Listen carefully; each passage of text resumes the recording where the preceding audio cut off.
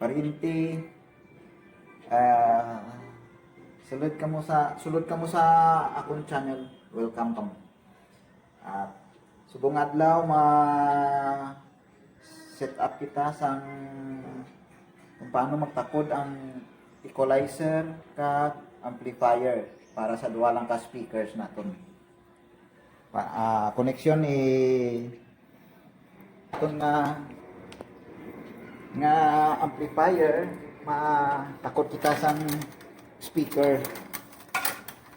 Ari ang gamito naton nga wire para mabalaan naton ang positive ginbugkusan ko kag para madali nga pagtakod sa amplifier butangan ta sa isang binding post. Ang pula sa pulaman sa channel A. Ang itom, ang para mabalanta kay flat cord lang ni, ginbugkusan ko para ma-identify naton ang positive kag negative. So ang pula sa binding post sa pula man sang banana jack. Itom sa may channel B, kunsuron sa right channel. Kapag kita sa input sang aton nga amplifier sa channel input sa B, kunsuron ang B is right channel. Right man dayon sa input A, left channel. Kadto na kita sa equalizer. Output sang equalizer. Output to bottom balon right channel. Output 1 sa left channel.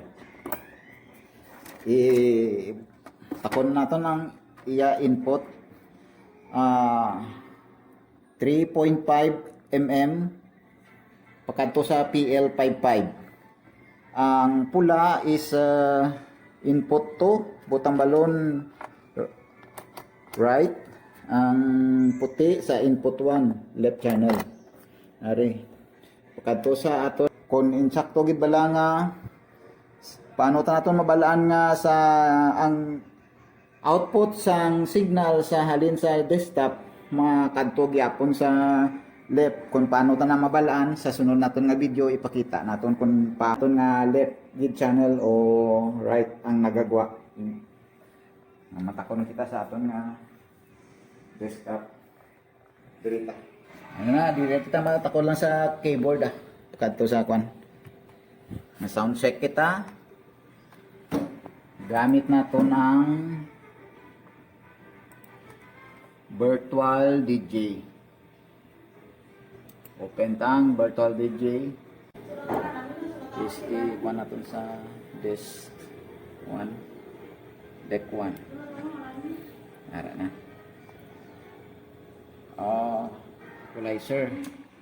Equalizer ni ng dugay ko na yung purchase pero ginutang ko lang sa amon lobrahan. Ginamamat lang bayad sa kay boss para hindi man mabugat. Ang power amp LX20 din order sa Lazada, hindi man pwede mautang kay COD man. Din ang matamat ko lang ini surusuputan kada bulan bali mga 600 lang kada bulan ang ginsupot ko hasta nga makumpleto ko 6,000 plus lang ang sa Lazada nga price. Amo na karon ni onta. Mara. Butang naton sa middle center na bulyong amo man sa equalizer. Karon sa bayan naton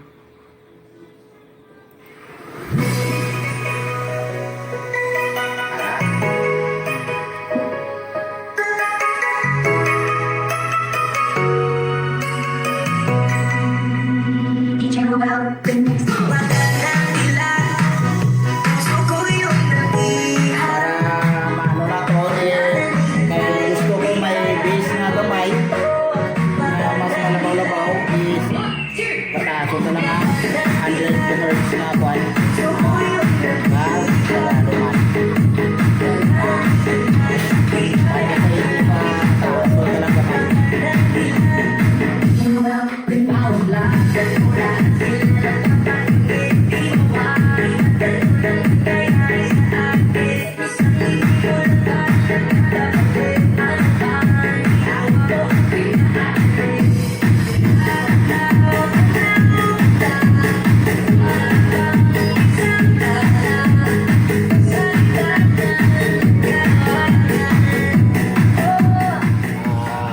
ito nga aton nga sound check sa nga aton nga equalizer kag power amplifier.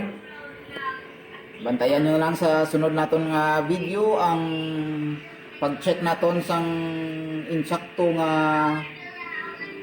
signal left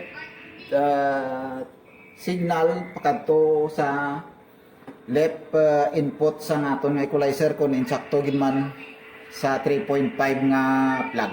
Sunod nga kung may comment ka mo lang, i-comment lang ninyo. Salamat.